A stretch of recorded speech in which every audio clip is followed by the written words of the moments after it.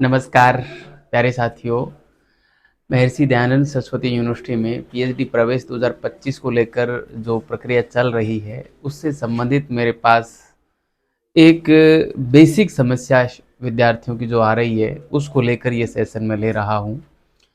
Problem ये आ रही है, लगातार साथी एक ही कमेंट कर रहे हैं कि सर टॉपिक का चयन कैसे करें, या अधिकांश जो साथी टॉपिक का चयन करके और मेरे से पूछते हैं कि सर क्या ये टॉपिक सही है, तो उसमें एक मेजर गलती जो मुझे नज़र आ रही है वो आप न करें या उसका क्या समाधान हो उसको लेकर ये सेशन है।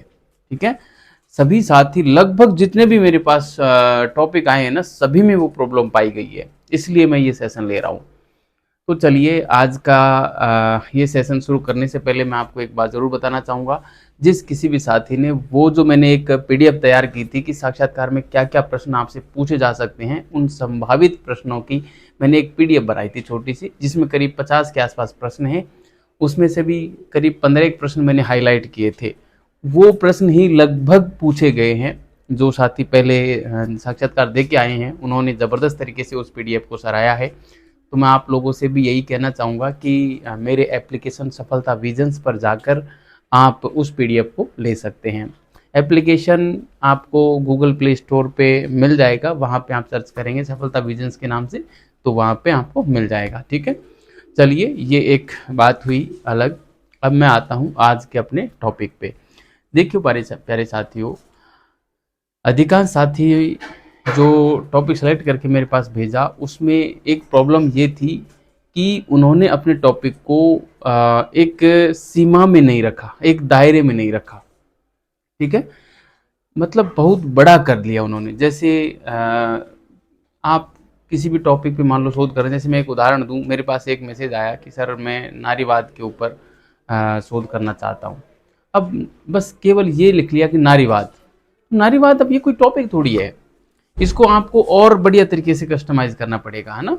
तो और ये नहीं है कि नारीवाद को और कस्टमाइज कर लिया कि नारीवाद की वर्तमान संदर्भ में क्या प्रासंगिकता है, मान लो ये हमने कस्टमाइज किया, लेकिन अब हमने लिख तो दिया कि नारीवाद की वर्तमान संदर्भ में क्या प्रासंगिकता है, लेकिन उसका हमने स्तर तय नहीं किया, है ना। देखो आप जिस किसी का भी ये टॉपिक यदि रहा हो तो वो ऐसे बुरा ना माने कि मैंने उन्हीं का नाम लिया यहाँ पे, मैंने बस एग्जैक्टली ऐसे ही माइंड में एक टॉपिक आ गया तो मैंने बोल दिया। ठीक है, अन्यथा ना लें। तो देखिए इस टॉपिक को आपको कस्टमाइज करना पड़ेगा। कैसे? क्योंकि नारीवाद एक विश्व स्तरीय अवधारणा है। प्रत्येक देश में, प्रत्येक जगह जहाँ पे पीएचडी होती है वहाँ पे ये टॉपिक चलता है, लगभग चलता है। ठीक है, तो हम किस क्षेत्र को कवर करेंगे इस अवधारणा को, इस अवधारणा की वर्तमान संदर्भ में प्रासंगिकता को जानने के लिए, इसका हमको निर्णय करना या इस चीज़ को अपने टॉपिक में दर्शा पाना, इसी को हम सीमांकन बोलते हैं। क्योंकि पूरे वर्ल्ड लेवल पे तो अपन शोध कार्य कर नहीं सकते, है ना, इसलिए हमको इसको थोड़ा और संक्षिप्त करना पड़ेगा। तो क्या भारत के संदर्भ में कर सकते हैं?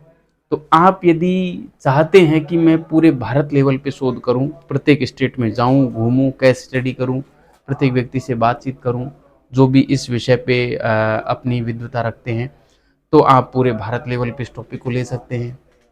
लेकिन ध्यान रखना, जो अधिकांशतः गाइड होते हैं वो ऐसे भारत लेवल के टॉपिक को खारिज कर देते हैं, क्योंकि उनको पता रहता है कि विद्यार्थी इतने स्टेटों में नहीं घूम पाएगा, नहीं जा पाएगा।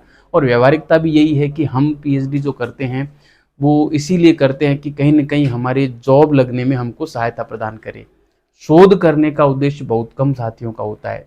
99% लोगों का तो यही रहता है कि एक तो फेलोशिप मिल जाएगी, एक नाम के आगे डॉक्टर लग जाएगा, असिस्टेंट प्रोफेसर में सहायक रहेगी।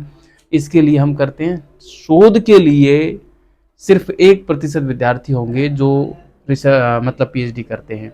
ठीक है, इसलिए टॉपिक इतना विशाल हमको नहीं चुनना है। तो क्या राज्य स्तर का चुन सकते हैं?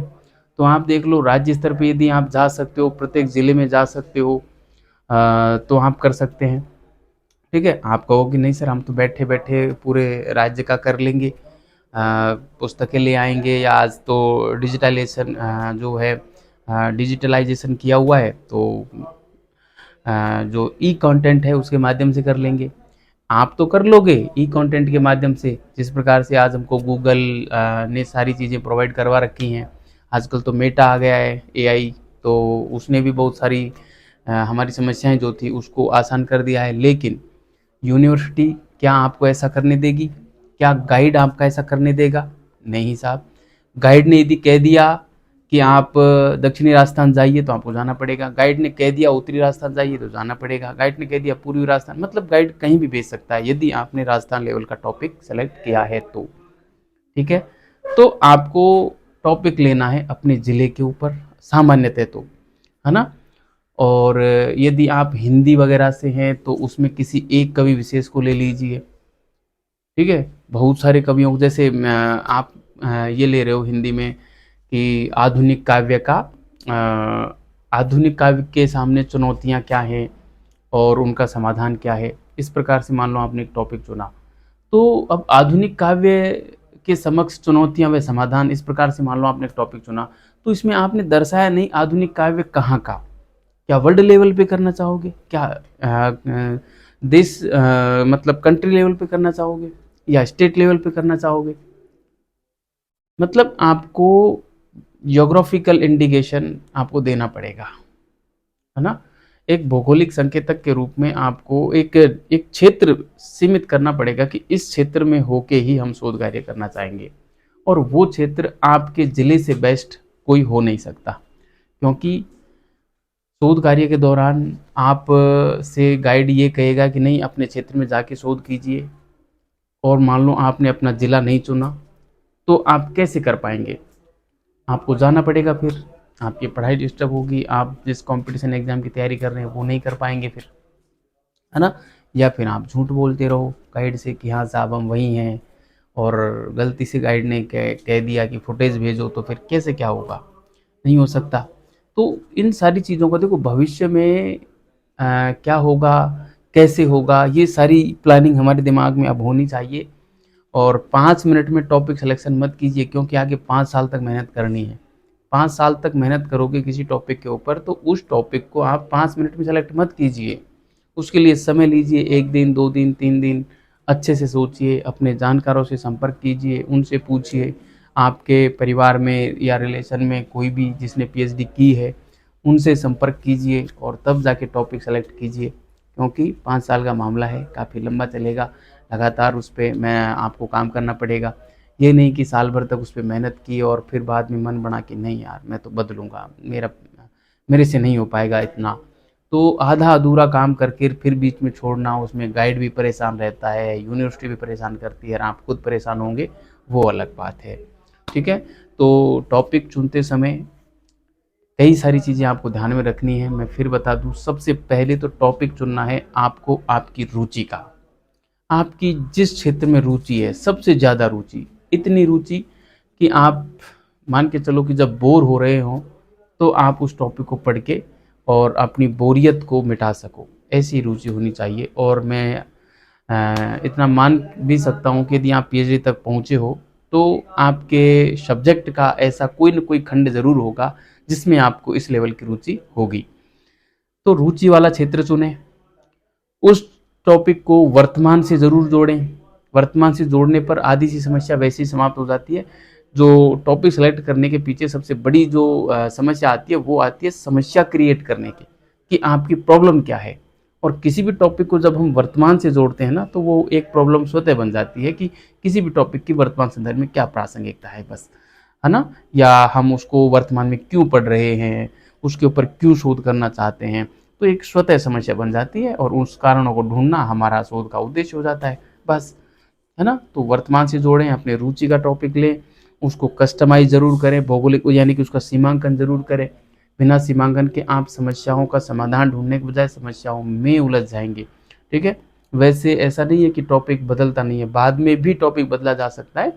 अभी तो आपका एडमिशन ही होना है, लेकिन फिर भी जब हम अभी काम करेंगे, शोध प्रस्ताव बनाएँगे और अच्छे से इंटरव्यू देंगे, वहाँ पे बढ़िया तरीके से अपनी बातों को प्रेज़ेंट करेंगे, तो फिर क्यों ना हम एक अच्छा ही टॉपिक चुनें, ऐसा चुनें जो हमें भविष्य में बदलना ना पड़े, ठीक है? वैसे तो कोर्स वर्क होने के बाद और टॉपिक तो वास्तव में तो तब चुना जाएगा, है ना? फाइनली तब होगा जब आपका रजिस्ट्रेशन होगा, मतलब कोर्स वर्क का एग्ज़ाम होने के बाद जो रिजल्ट आएगा और उसके बाद आरआरसी की मीटिंग होगी, आरडीसी की मीटिंग होगी, उसमें आपके टॉपिक और गाइड दोनों सेलेक्ट किए जाएंगे, तब जाके आपका जो टॉपिक फाइनल डिसाइड होगा। अभी तो ये अस्थायी रूप से है ना, लेकिन जब हम काम कर रहे हैं तो हम ऐसा काम करें कि गाइड और यूनिवर्सिटी दोनों ही हमारे टॉपिक को देखकर खुश रहें और वो ये कहें ही ना कि आपको टॉपिक बदलना पड़ेगा। ऐसा बना के लेके जाओ कि वो देखते ही खुश हो जाएं कि यार वास्तव में शोध करने लायक तो स्टूडेंट ये है और इसको लेना है।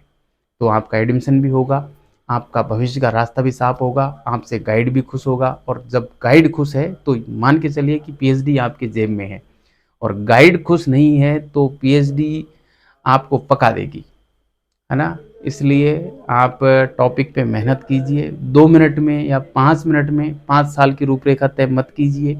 मेरे पास कई सारे मैसेज आते हैं स्टूडेंटों के, सर आप तो कुछ भी टॉपिक सेलेक्ट करके दे दो। अरे भाई शोध आपको करना है, मैं कैसे सेलेक्ट कर दूं, आपकी रुचि नहीं हुई तो।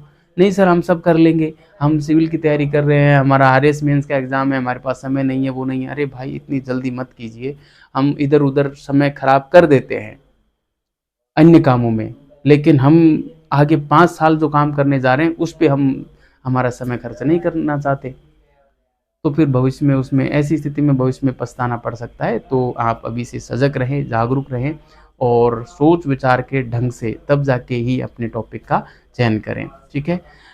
इसके बावजूद भी यदि आपको कोई भी समस्या आ रही है टॉपिक सेलेक्ट करने को लेकर, तो आप मेरे से संपर्क कर सकते हैं।